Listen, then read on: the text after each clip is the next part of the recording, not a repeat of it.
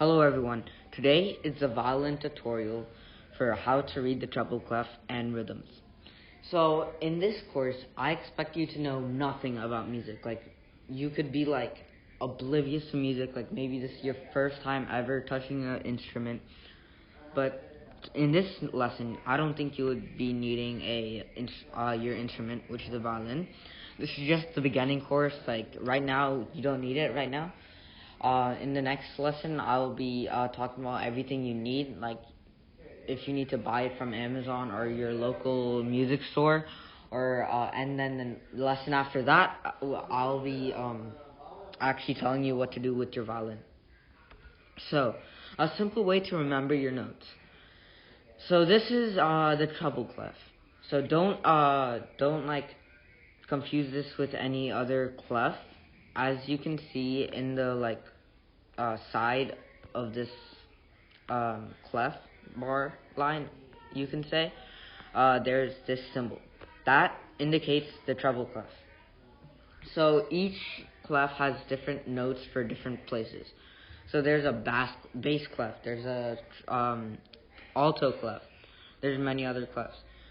So here is FACE, otherwise known as face. So you see those spaces in the middle of those lines? Though you can put notes there. So in the first space, there's F. Second space, A. Third space, C. Fourth space, E. And then below that is the lines. On the first line, E. Second line, G. Third line, B. Fourth line, D. Fifth line, F. So it's EGBDF, right? So you have to remember that quickly. Face is pretty easy, face. And EGBDF is like, if you do it quickly, and if you keep doing it, you'll eventually memorize it. You'll eventually just look at the notes and you already know without saying EGBDF to yourself. So there are many other notes above the treble clef and below the treble clef, like right here. They're only the ones in those 5 lines. There are notes below those 5 lines and above those lines. So I'll be talking about beats. Beats are like when you just it's like the sustained rhythm, I guess you can call it. And the beat only changes when the music piece tells you to change it. So it'll be going at the same pace until you stop the music, you end it. So say this is a beat.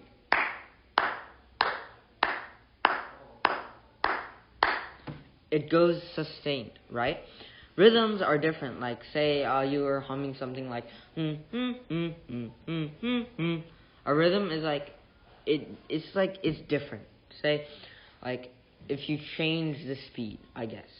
Da-na-na, da-na, da-na-na, da-na, something like that. And beats, you probably won't know how to use beats in the actual music. So there's something called a metronome. I don't know if you know it, but I'll explain it to you. Metronomes are basically the beat makers, I guess you can call it. It goes on for some time until you stop it, and it keeps going in that same sustained speed. And you can change the speed from 60 to 120, 300. There's so many settings. So that's basically the speed. You check how fast you're going, whether you're going the correct pace. So this is the official definition. You can read it of beats. Now rhythm. Rhythm is, I guess, how fast, the different notes, how fast you play the notes. Different to beats though. So right here, sorry for the clutter of images. You can see at the top is 1 whole note equals to 2 half notes, and 2 half notes equal to 4 quarter notes, which equals to 8 eighth notes, which equals to 16 16th notes. you could probably see a pattern. In one measure, which is 4 beats, there's one whole note. In one measure, there's 2 half notes. One measure, 4 quarter notes, and so on. So when we say measure, it's like kind of like a sorting, I guess you can call it. Like after 4 beats, you have another measure, and in the first note of every measure, you kind of want to accent it. It's like the pulse of the music, I guess you can say. So so please memorize this. So like, you don't have to memorize it, like, especially when you like start playing, and at first you need to like count every single one. Like when you're doing a whole note, you count like 1, 2, 3, 4 in your head. And half notes, you do 1, 2, next note, 1, 2, next note. So when we say a half note equals to 4 notes, a whole note, sorry, not a half note, a whole note equals to 4 beats. We mean that in the 4/4 time, 4/4 time, which means in 4 measures we have in a measure we have 4 beats, and one quarter note is equal to a beat, and that's called common time, because in most music that's what you use. A quarter note is 1 beat, right? So in a quarter note, in common time, there are 4 quarter notes in one measure. In 3/4 time, there's 3 quarter notes in one measure.